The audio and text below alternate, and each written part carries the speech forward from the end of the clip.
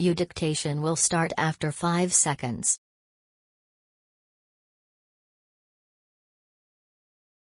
Let's start. Mr. Vice Chairman, I am very grateful to you and to this government for having provided an opportunity for the Defense Ministry being discussed in this House, and this being the first occasion, I deem it a privilege when I am called upon by you to make my initial remarks.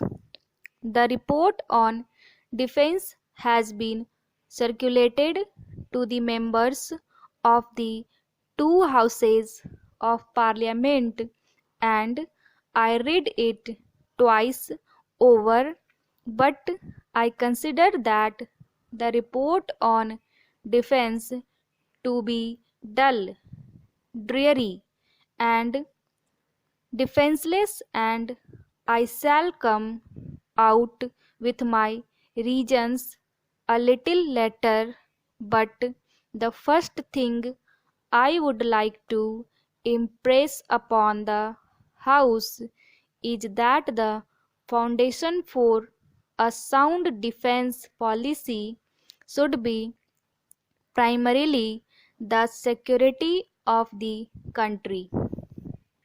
Only if our country is basically and inherently strong and self-reliant can we work out not only on a sound defense policy but also a sound foreign policy.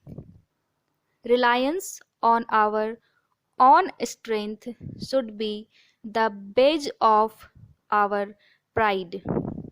It has been accepted not only in this country but throughout the history in all the democratic countries of the world that there has been a close tie up and interlinking between the defense and foreign policies of the democratic countries. This has been an accepted maxim or principle which the democratic nations have followed in the past and are following even today. The truth has been overwhelmingly seen in the actions of two prominent statesmen of the world. I would very much like the government of India to make a happy blending, a useful blending of the defense and foreign policies of our country, and at the same time see that our country is made strong and self-reliant. That is the first point that I would like to make to begin with my initial remarks. In India, our position would be well realized if we could make an honest attempt to view the entire picture impartially. Our minds are overwhelmingly exercised by what I would call the Chinese menace and the Pakistani enmity.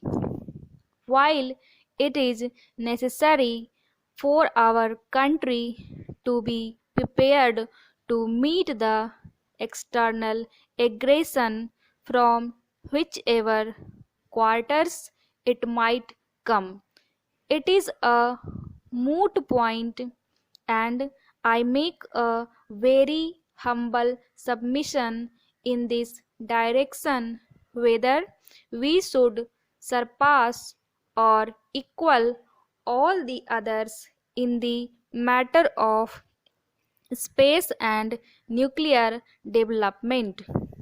I shall deal with this subject at a little length, but you will pardon me if I say that today this has achieved what I would call a radical turn in one quarter and a conservative turn in the another. At the moment, the launching of the Chinese satellite, that too following the nuclear explosions in China, has raised a fear in this country that this is directed against India, and a very legitimate fear it is. We should draw a distinction here and now between the know how of space research and nuclear explosions and the need to build up deterrent forces based on these.